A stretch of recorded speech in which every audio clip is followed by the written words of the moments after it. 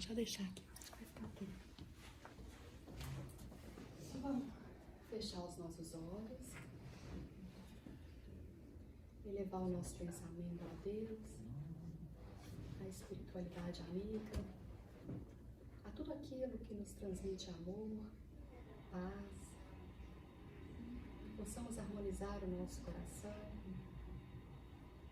e criar um ambiente propício para o nosso estudo, o nosso entendimento, para o amparo espiritual de todos que aqui estão, visíveis e invisíveis. Que a espiritualidade amiga possa nos iluminar através da intuição, do pensamento, do raciocínio, que possamos expressar nossas dúvidas, mas adquirir conhecimento. Esse é o propósito maior. Agradecemos também a oportunidade de estarmos aqui, abrindo mão do conforto da casa. Que isso seja visto como a nossa dedicação, a nossa vontade de aprender e de crescer. Então que Jesus, nosso amado Mestre Jesus, nos abençoe, nos fortaleça no caminho do bem, e que a cada vez mais possamos praticar tudo o que aprendemos. Então vamos dar início à palestra de hoje, com a graça de Deus, que assim seja. Vou acender a luz. Todo mundo olhando no chão. Então agora nós entramos na segunda parte do Livro dos Espíritos, que é, a teoria, o gostoso de descobrir mais sobre o mundo espiritual.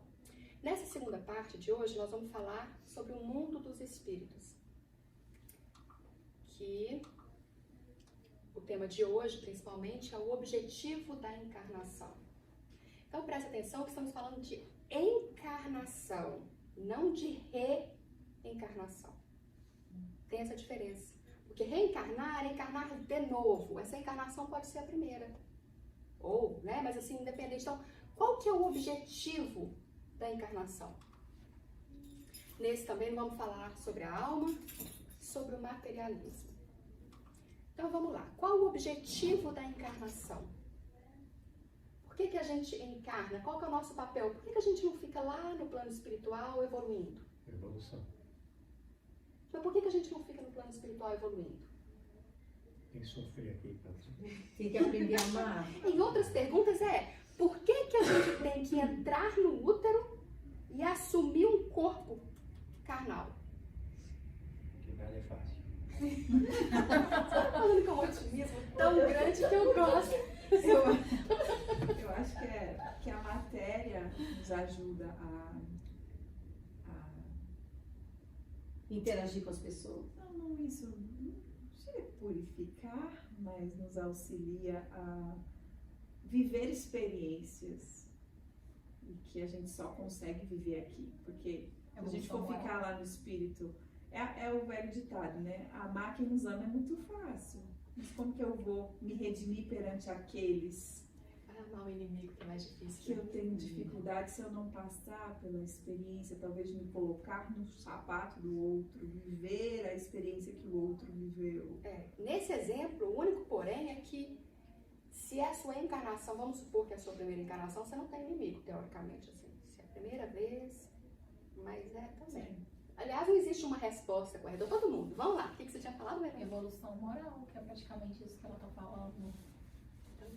Eu acho também que é para passar pelas provas, porque você aprende no mundo espiritual e a prova mesmo, vamos ver, é quando você encarna, porque é quando você encarna que você passa pelas provas do que você aprendeu no plano espiritual. Exatamente, e vai vendo que as respostas são todas conectadas, não tem uma que distorce a outra, todas praticamente são as mesmas. Eu tenho uma ideia. Diga.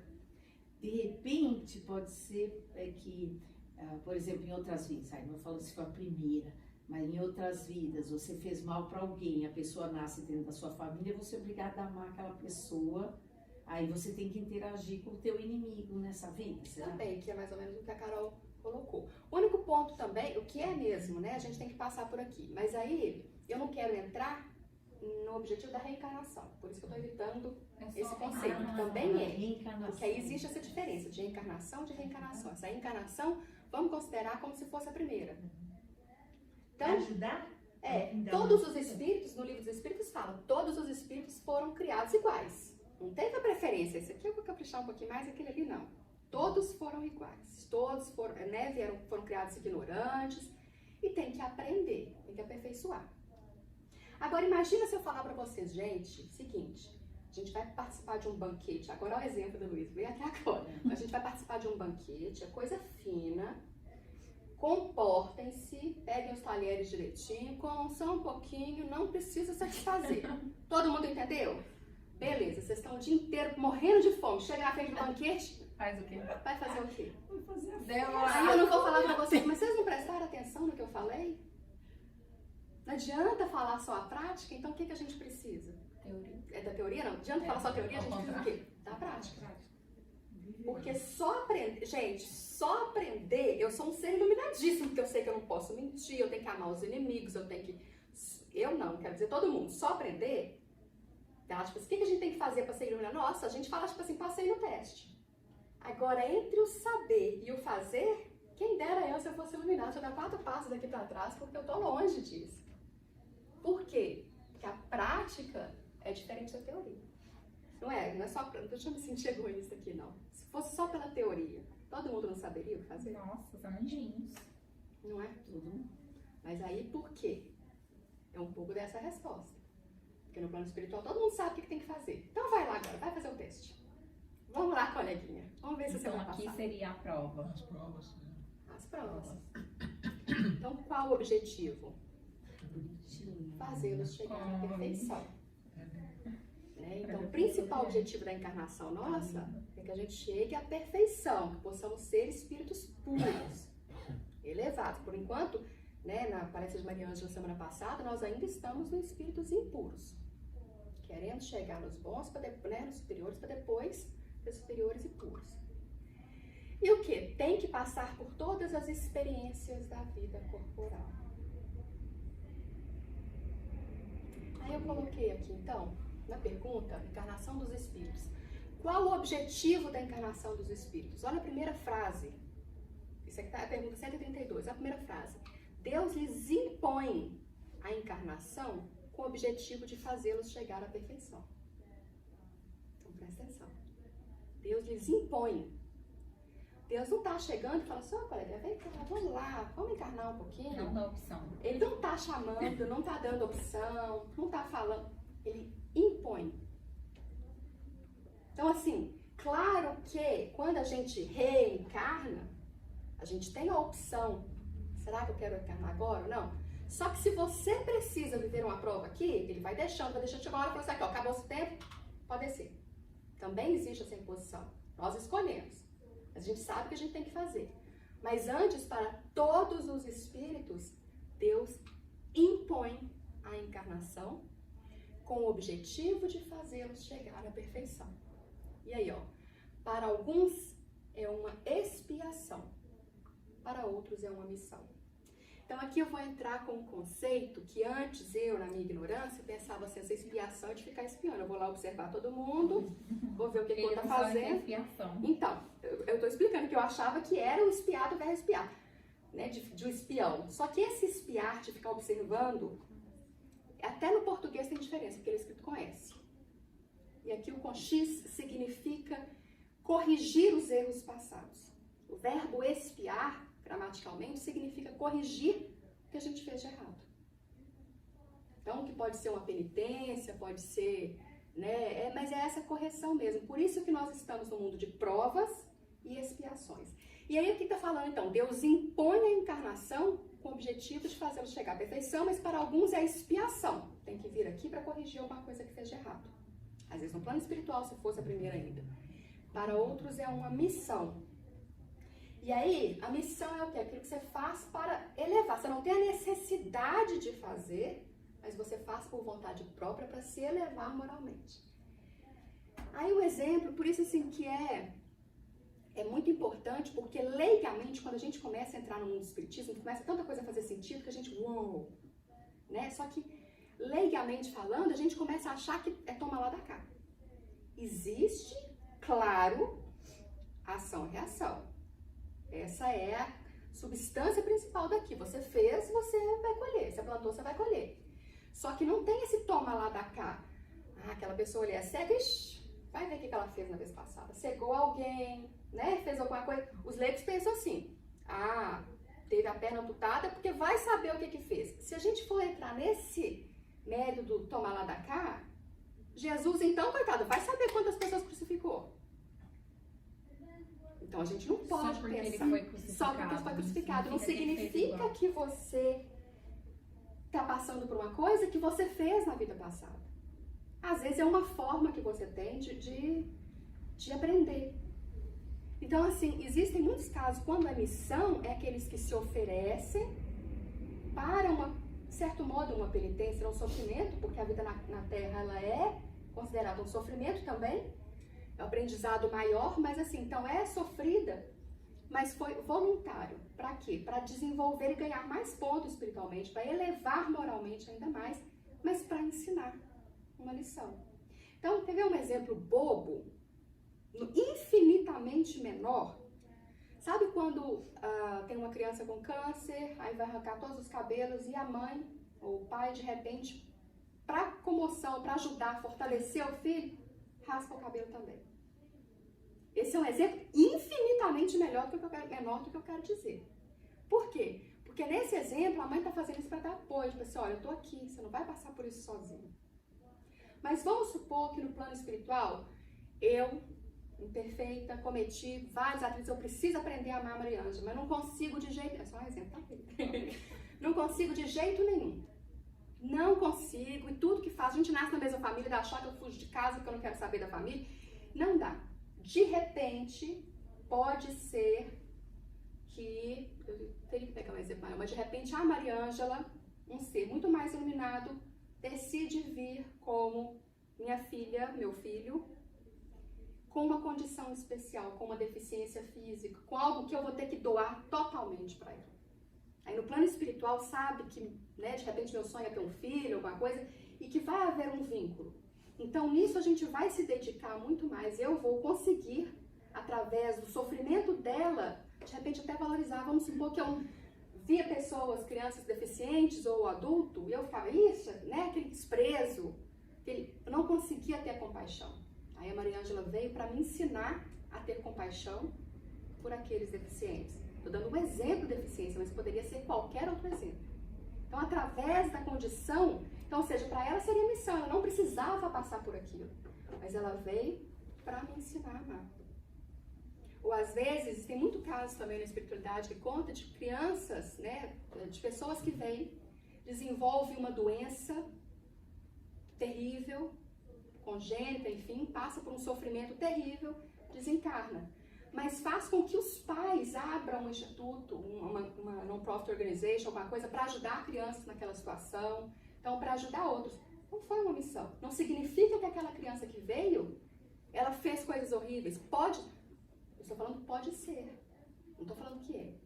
Mas aí o que a gente aprende aqui, no Espiritismo principalmente? É não julgar. Não tem essa que está fazendo isso, é porque aquilo... A gente não conhece a vida além. Então, esse não julgar inclui até no estudo, né? Até no olhar para o outro com a caridade, com amor. O que será que está acontecendo? E não pensando, você fez alguma coisa, então... Porque muita gente, leigamente falando, eu estou aqui me reconhecendo, porque no início eu entendi, eu li aqueles livros, Viva Gasparetto, nossa, fulano é cego porque cegou alguém, beleza. Cheio de achar que sabe, porque no livro estava falando. E estou falando de Zíbia Gasparetto, não estou nem com todo respeito à Zíbia também. Mas estou nem pegando um livro de teoria do Espiritismo. Então, assim, imagina, né, o julgamento. E aí vem aqui, ó. Então, para alguns é expiação, para outros missão. Então, nascer, encarnar, pode ser a missão. Todavia, para alcançarem essa perfeição, devem suportar todas as vicissitudes da existência corporal.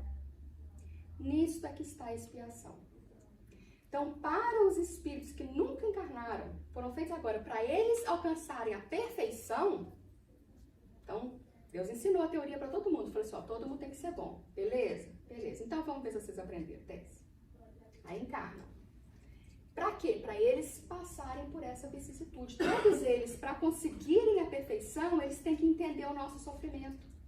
Porque a gente só consegue ter a compaixão quando a gente se identifica. Então eles passam, assim, é preciso, quais são essas vicissitudes? É preciso nascer. É preciso, pelo espírito, encolher para entrar no útero. É preciso passar pelo nascimento, pelo crescimento, vai levar tombo, vai chorar, vai sangrar em algum momento da vida, né? Vai adoecer. Então são aprendizados, que é importante. Então é isso que está a expiação. Antes de você passar, por favor, eu tô com uma dúvida. Mas por que a expiação, se é a primeira encarnação, então são eles que eles cometem lá em cima? Então, todos eles são feitos ignorantes. Então, assim, eles precisam aprender ainda. Né? Então, só que aí, na evolução, uns aprendem mais, uns dedicam mais, assim, não é que aprende, né? É o esforço que cada um faz. Então, pode ter. Na expiação, realmente, é principalmente quando é reencarnação que a pessoa vem para expiação. Se nunca nasceu, qual foi o meu erro? Só que eu não posso te responder essa pergunta porque eu não tenho esse conhecimento para dizer no plano espiritual. Se eu dissesse alguma coisa aqui, seria... Se a gente pensar assim, primeira encarnação e pensar como se fosse você passa por uma alfabetização. É uma escola, é isso que eu Lá em cima, você é alfabetizado. Aí tá bom, primeira encarnação, então você desce. Da mesma coisa quando a gente está numa escola e tem alunos que estudam mais, se esforçam mais e caminham um pouco, tem uns que receberam a mesma educação, o mesmo conhecimento, mas que bomba de ano. Porque aí chega aqui na matéria, onde tem as tentações, e se desvia do caminho. É igual dois irmãos, na mesma Exatamente. criação. Então aí eu acho que começam as vicissitudes, começa a colher o que se planta, né? Porque se todo mundo é zerado, vem no mesmo lugar e uma criança progride, a outra não, numa alfabetização, eu acho que aí é livre-arbítrio e escolha de cada um. Eu quero dar até um outro exemplo, um pouco diferente. Imagina que nós temos a capacidade de criar 2 espíritos ainda que nunca encarnaram, ok? 2 espíritos. Aí, só para facilitar o nosso entendimento da historinha aqui, vamos supor que a gente fez um casalzinho de gêmeos. Menino, menina, vamos colocar aqui, são homens. 2 gêmeos idênticos, que não tem problema de um ser mais bonito, menos, mais... Não, 2 idênticos. Nós criamos. A gente falou, agora vocês vão descer. Aí, encarnaram, vamos supor então que na idade já, pessoas boas, na idade adulta, um casou com uma mulher muito boa, carinhosa, caridosa, amável, de uma família de bens, então não passava pela necessidade financeira. Vamos entrar nessa viagem aqui, só para você entender o exemplo. Não passava por necessidade financeira. O pai é um empresário muitíssimo bem sucedido, então esse irmão já conseguia, logo no primeiro emprego, já virou chefe, já do presidente, vice-presidente da empresa. Então a vida não foi difícil para ele, era muito saudável, teve filhos também muito inteligentes, saudáveis, brilhantes, enfim. O irmão gêmeo dele casou também com uma mulher muito boa, muito caridosa, só que desenvolveu uma doença. Teve que ficar de cama. Teve filhos, só que os filhos vieram deficientes, com problemas. Isso nós estamos falando da primeira encarnação, imagina. E aí, perdeu o emprego, passou pela dificuldade financeira. Com a dificuldade financeira, teve que mudar para um local mais pobre, depois mudar para outro mais pobre ainda. Aí começou a morar no meio da bagunça, todo mundo gritando, aquele caos que a gente conhece. A gente vai fazer de conta aqui não, mas enfim. Né? E aí? Aí, vamos supor, esse trabalhador, esse que está vivendo no caos, ele pode pensar assim, meu Deus, eu estou aqui trabalhando todo dia, eu acredito em ti, eu tenho fé, eu vou manter minha vida honesta, porque eu acredito. Então ele está desenvolvendo a fé, beleza. Só que a dificuldade para ele é muito maior.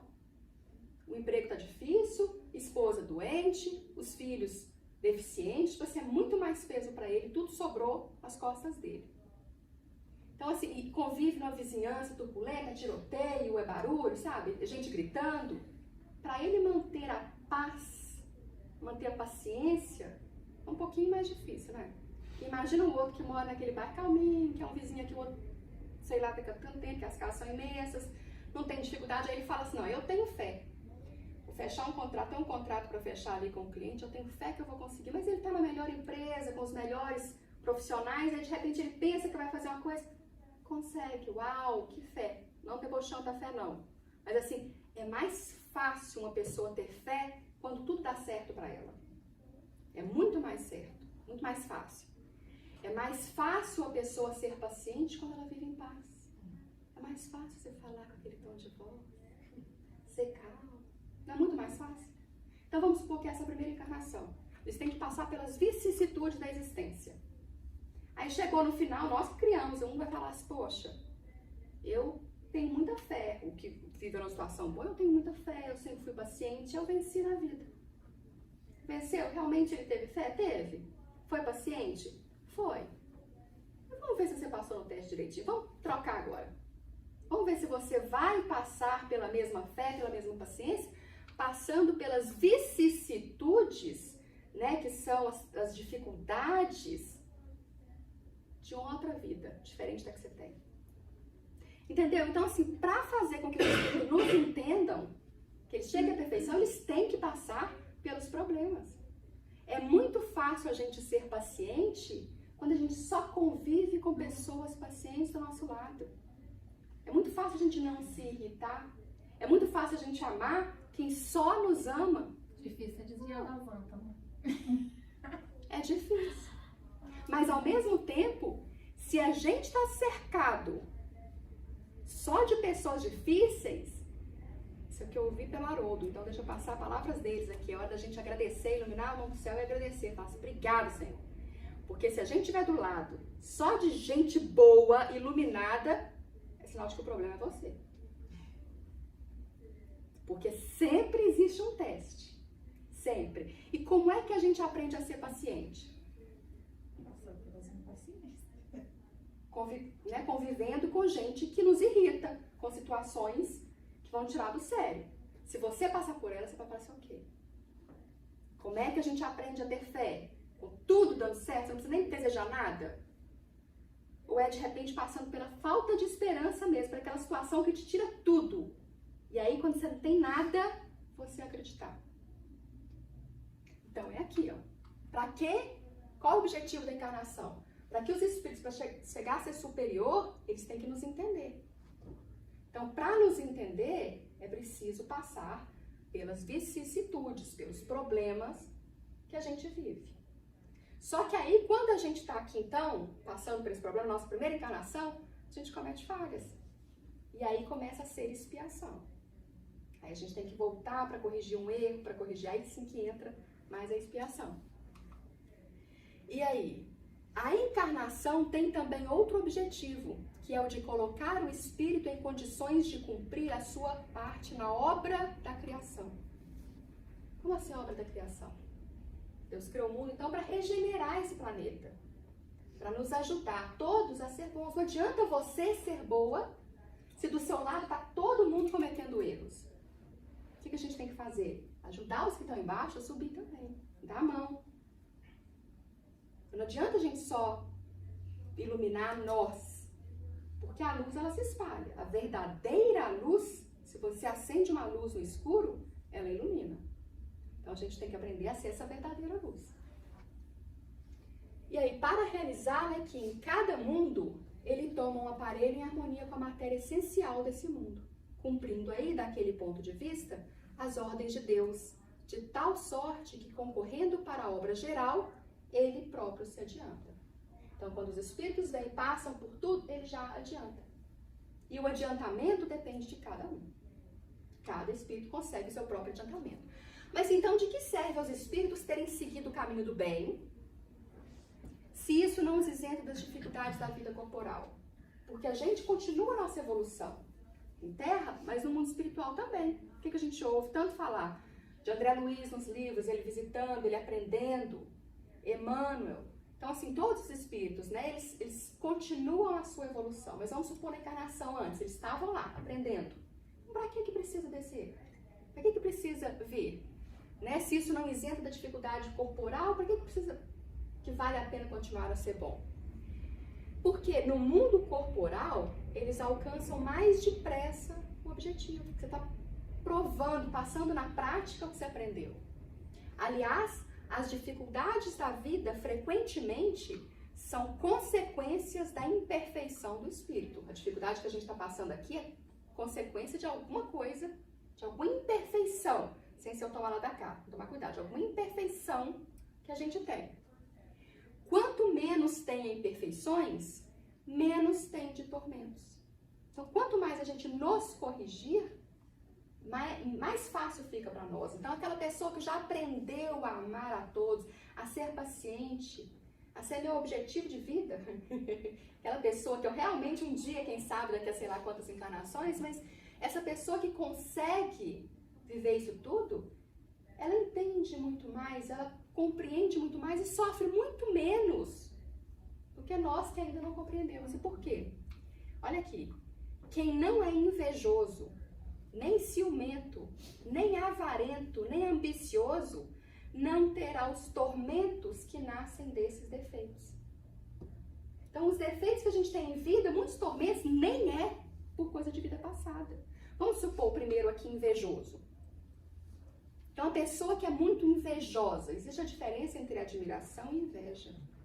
A pessoa que é muito invejosa, ela é tomada, às vezes, de uma ganância e de uma vontade de destruir. Não basta você ser o melhor, eu querer ser melhor tão como você, tão quanto. Eu quero ser melhor do que você e ainda por cima destruir para ajudar ela a cair, para eu poder ficar, nossa, eu tô reinando sozinha.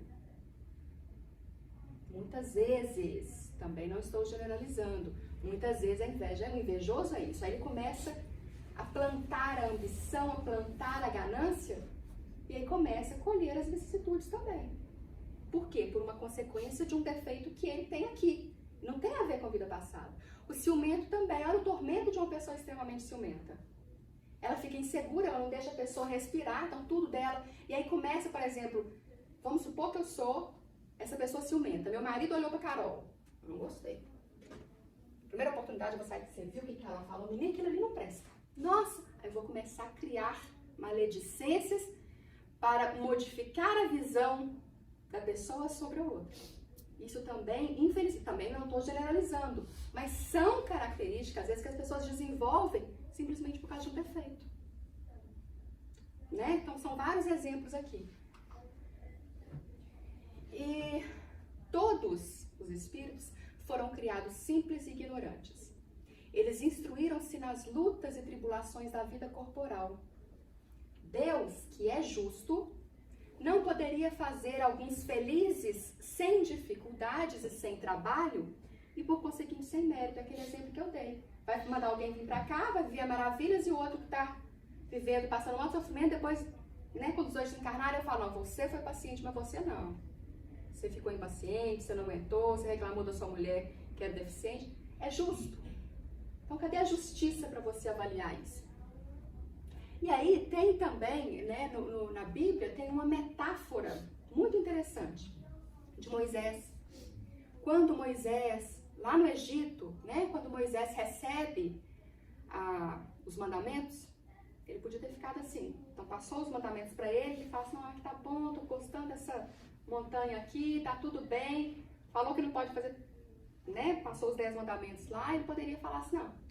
Então tá, então eu vou passar isso pra alguém porque eu tô bem aqui. Eu gostei, tá tudo bem, deixa pra lá. Mas Deus falou assim, não. Você vai agora pro deserto. E aí olha a metáfora da Bíblia. O que é o deserto? O deserto são as dificuldades. Ninguém vai pro deserto para ter fartura. Se priva. Tem um excesso de sol, de sede. Ele não pode beber toda a água porque ele desarmoniza todo o grupo. E normalmente quem vai pro deserto não vai sozinho. Sempre vai em grupo. É preciso estar, para atravessar o deserto, estar em grupo. Então foi atravessar o deserto, passando as dificuldades, né? Então o atravessar o deserto, ele pode ser uma metáfora para a encarnação. É preciso atravessar o deserto. É preciso sobreviver. Você vai racionalizar com aquele grupo, vai dividir o que vocês têm, dividir o que lhe é dado, ajudar um ao outro, porque se um ficar para trás, às vezes o grupo não consegue, vai desfalcar. O ideal é que o grupo chegue sozinho. Então é uma metáfora que a Bíblia faz para nós, para o nosso propósito da vida. Mas então vamos lá. Oi? Só um parênteses também, uma coisa do deserto é que se a gente pensa aridez de deserto, né? E que, por exemplo, plantas e todo mundo que passa pelo deserto encontra oásis, né? Então, não importa a dificuldade que você passa, sempre tem os oásis. Persistindo, né? E no deserto, quem sobrevive no deserto, quer dizer, desperta em você uma força muito grande também. Então, isso que você falou, a analogia do deserto para a encarnação era perfeita. Mas esse, para conseguir chegar até o oásis, você vai enfrentando o deserto, você tem que ter uma fé muito grande que você vai encontrar o oásis. Senão você desiste. Então, essa também é importante colocar a fé, o exemplo do oásis. Mas então, vamos ver então, a gente vai encarnar. Qual que é a constituição do ser humano? A gente vai encarnar significa que vai ficar assumir um corpo de carne. Então vamos lá, Josi, mostrar que você prestou atenção na aula. Qual que é a constituição do ser humano? Então nós somos constituídos de 3 partes, que é a alma ou espírito, que é um ser imaterial e inteligente. É imaterial, você não consegue pegar e apalpar e tocar a alma no espírito. Então tem a alma, tem o espírito, que é um princípio intermediário, o perispírito, que é um princípio intermediário entre o espírito e o corpo corpo, que é o material, que a gente pode tocar, né, que é palpável. O corpo físico é material e perecível, ele tem prazo de validade, ele não vai durar, então tipo, chegou a hora que ele venceu toda a capacidade dele, né, então é perecível, sua morte restitui a liberdade ao espírito. Então, quando o corpo morre aqui, mas nasce no plano espiritual. Nasce o espírito, porque ele dá essa liberdade. O espírito não vai ficar mais preso ao corpo. O corpo também é um revestimento temporário do espírito. Aí sabe aquela frase que fala, nós não somos um corpo que tem um espírito, nós somos uns espíritos que estão, né, temporariamente, a gente tem o corpo. E o que é o perispírito? É uma espécie de envoltório semimaterial. O perispírito é o que dá o formato ao espírito. Porque o espírito ele pode ser, né, a gente pode chamar de uma energia. A energia não tem forma. O que vai dar forma para o espírito é o perispírito. Então, quando você vê, por exemplo, aqui que está aparecendo a mulher saindo, a gente está vendo o perispírito dela. E o espírito está junto. O perispírito está andando junto com o espírito. É conservado pelo espírito na morte do corpo físico. Então, morreu o corpo físico, sai. Você está saindo com formato? É o perispírito junto com o espírito. Então, lembrando, o perispírito é o que dá o formato ao espírito. Eu gosto muito de associar, fazer uma analogia do perispírito, do corpo, né, de um modo geral, como um ovo. Um ovo de galinha, um ovo de pato. Que é o quê? Então, a casca do lado de fora seria o nosso corpo. Né? Então, dentro tem o citoplasma lá, clara, deixa eu falar em termos populares. Então, tem a clara. Vamos pensar que então a casca mais a clara, toda aquela composição, seria o nosso corpo. Aí a gente tem o núcleo, que é o quê? É a parte inteligente, é lá que está o DNA, é lá que está toda a parte inteligente do ovo. Então, tem o núcleo, né, a gema, que não tem forma. A gema não tem forma. O que dá aquela forma na gema é uma película bem fininha que faz com que a gema fique redonda. E é essa casquinha na gema que é invisível, a gente não está vendo a casca, ela é invisível, mas é esse envoltório material que é para nós uma analogia do perispírito, que protege o espírito, que é a parte inteligente, assim como a gema nesse exemplo. Entenderam? Me fez pensar uma coisa aqui em relação ao ovo. Então, que a mesma água fervente que derrete a pedra de gelo é a mesma água fervente que faz o ovo mais duro. Analisar isso também. E aí mostra também, tipo assim, a água é a mesma. Água mole em pedra dura, tanto bate até que fura. A gente pode analisar com a nossa fé. Porque não depende, a situação é a mesma, o que depende é o nosso comportamento diante dela. Água fervente é mesmo. Mas continua sendo água, né? Assim, é nosso comportamento ainda que... Então, vamos lá, o espírito é etéreo e invisível em nosso estado normal. Ninguém está vendo aqui o perispírito um do outro. A gente está vendo o corpo mesmo. Se alguém tiver essa... Se alguém... eu ia falar, se alguém tiver essa faculdade aqui, conversa com a gente depois. Ele é visível e até tangível, como nas aparições e materializações. Então, quando alguém fala assim, eu vi um espírito, o espírito não tem forma. Então, você viu. Só que a gente fala que viu o espírito, né? Também vocês não vão chegar todo inteiro. Então, gente, estou vendo um perispírito ali. A gente não fala que viu o espírito mesmo. Se tiver intimidade, fala que já viu. Eu vi o Antônio ali, né? Fala que viu alguém, pronto. Mas ele é tangível nas aparições e nas materializações. E aqui ele cita um exemplo das materializações. Ó. Nossa, isso aqui é um corpo, é um espírito materializado que foi registrado em foto. É um caso comprovado.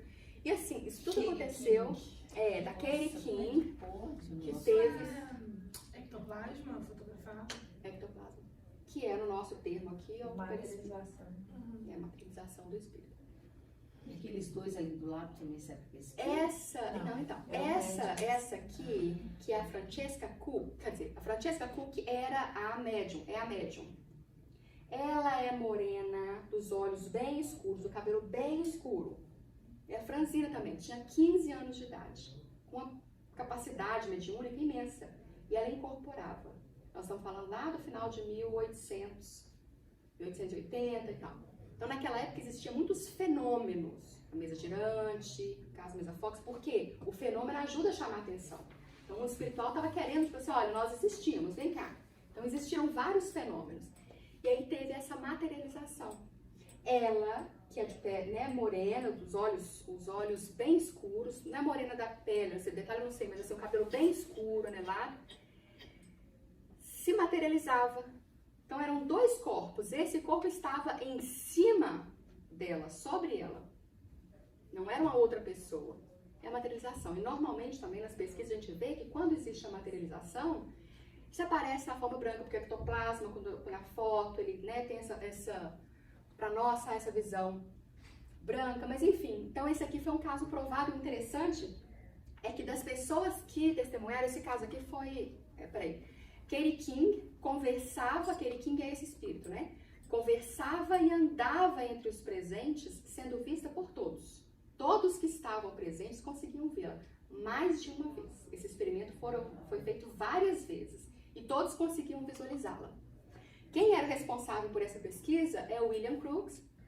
E com a lâmpada de fósforo, ou lâmpada fosforescente, ele examinava o espírito materializado de Katie. E o legal é que nesses experimentos, né, das pessoas que ele convidou, dentre eles estava Leon Denis, que foi o discípulo, né, de Allan Kardec, que estudou bastante o espiritismo. Estava Arthur Conan Doyle, que é o do Shakespeare, que criou o Sherlock Holmes, então um nome consagrado. Estava Charles Darwin, que foi o que criou o desenvolvimento, que a gente veio do macaco. Imagina ele que criou já tinha feito toda a teoria dele, que o homem veio do macaco, de repente parece um espírito na frente dele. Então, assim, foram cientistas, foram nomes. E esse William Crookes aqui é um físico famosíssimo. Famosíssimo. Ele criou os tubos de iodo, criou, né, tem postulados na física, teorias de Crookes. Então, assim, ele... Esqueci agora, mas ele criou... Eu falei isso, mano. Aqui pra ajudar, ficar pontinho. Mas ele é um cientista muitíssimo respeitado no mundo.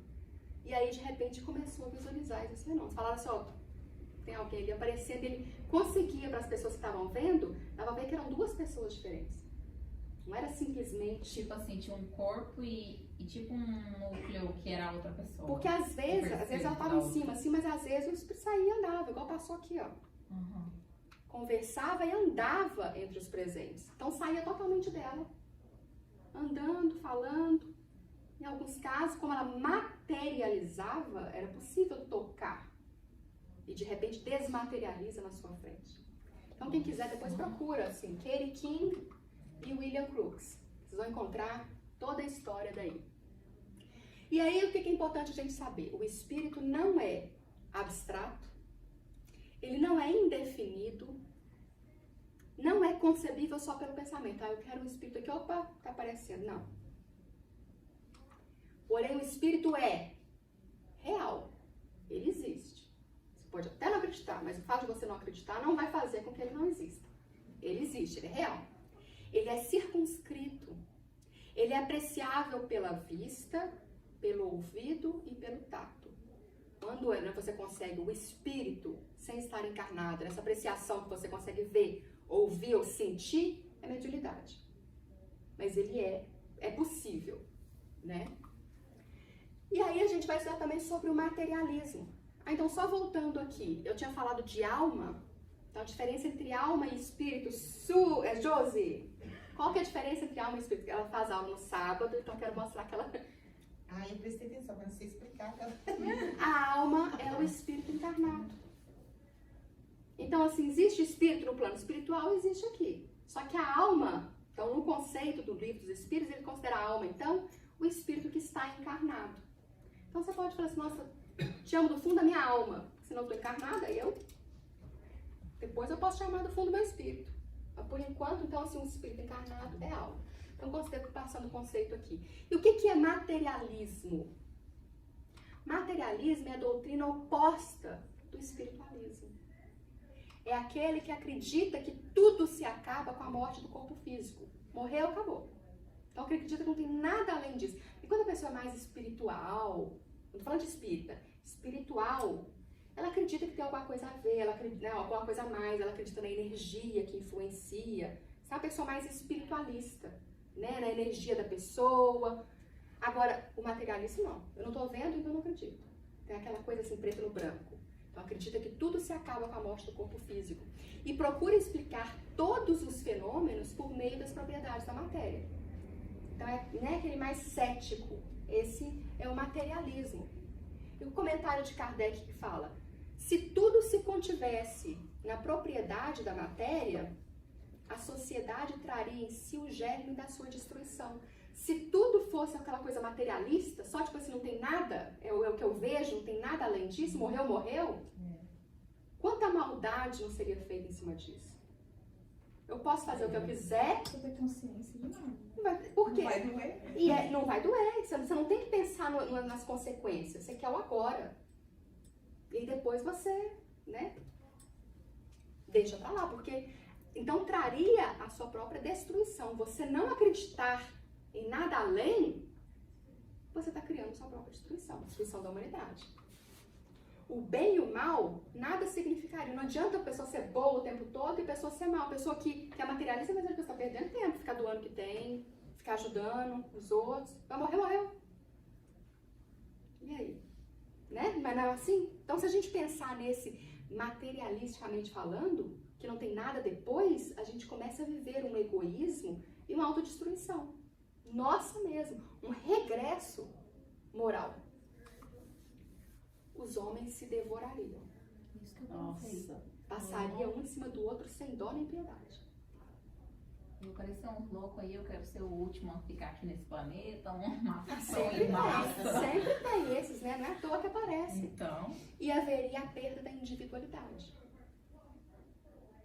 Né? Então, tipo assim, eu quero saber de mim, também pra vocês. Não interessa que a Carol é assim, a Mariângela é assim. Não, vocês são os outros e eu não tenho nada a ver com isso. Então, assim, é importante, e o mundo está cada vez mais espiritualista, né? Pensando no modo geral que existe algo a mais. Aí, voltando para o materialismo, reinaria o terror do nada. A missão do espiritismo é o quê? Destruir o materialismo. É mostrar que existe alguma coisa a mais. Existe uma consequência, existe uma razão de você estar passando por tudo que passa. Mas o que você está fazendo aqui, toda a bondade que você faz, vai ser seu advogado lá na frente. Toda a bondade, todo o amor que você distribui, será o seu advogado. Então, é destruir o materialismo. É mostrar a realidade da vida espiritual. Então aqui nós estamos falando de espiritismo. Antes eu estou falando do espiritualismo de modo geral, aquele que acredita que existe alguma coisa além. Só que o espiritismo estuda o que existe além. Então essa é a diferença um pouquinho. Não é simplesmente eu acredito, mas o quê? Você está só acreditando e a fé racional. Então esse que entra o espiritismo, que foi toda a ciência, né, que a gente já viu. Então é ser potente, auxiliar a todas as religiões. Não tem distinção. A gente tem que ser bom porque a gente é bom. Não é porque ela nem acredita nas mesmas coisas que eu. A gente tem que ser bom por um desenvolvimento moral que nós temos. Não pensando na afinidade. Não aquela coisa, é fácil amar quem pensa igual a gente. É muito fácil eu respeitar a sua opinião se a sua opinião é igual a minha. É muito fácil. Agora, vai respeitar a opinião de alguém que pensa totalmente diferente de você. Aí o buraco é mais embaixo. Então alguém já fala assim pra você, eu discordo. Você já... discorda por quê? Ele já fica... Como assim? Eu discordo. Você tá pensando que você é? Quem tá pensando? Exatamente. Mas não é... A gente pode não verbalizar, mas que a gente pensa. Já cria dentro de nós aquela antipatia, né? Achei Tá que você era minha amiga. Pois é, achei que você era minha amiga. A gente precisa concordar com tudo. Não, e nem sempre significa ser inimigo. E aí que existe o nome dessa característica, alteridade, que pra mim é uma das mais bonitas que tem, esse adjetivo, alteridade. É a capacidade de respeitar a opinião do outro, mesmo quando ela não é igual à sua. Então, se a gente conseguisse desenvolver em nós a alteridade, olha, eu não concordo com você, mas eu entendo o seu ponto de vista. Eu respeito. É melhor, né? Eu respeito o seu ponto de vista, sendo diferente do meu. Então, olha quanta discussão, quanta discórdia existiria se as pessoas tivessem mais alteridade, né? Bom, então, é isso. Acabou. Deixa eu colocar um outro. Vamos fazer a oração final aqui. Mas, deixa eu colocar o outro slide.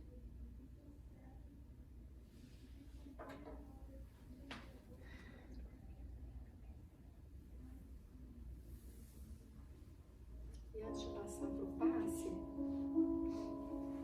vou apagar a luz aqui novamente.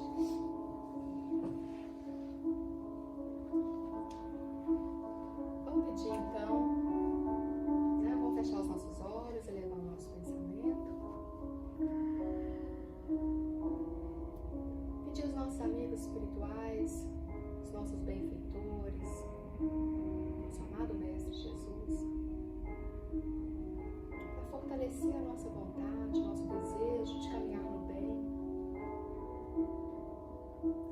de praticar todo o ensinamento que nós aprendemos, todo o conhecimento que temos, de desenvolver em nós a bondade, o amor, a alteridade, que possamos respeitar os outros, que possamos ser pacientes, mesmo perto daqueles que nos irritam tanto.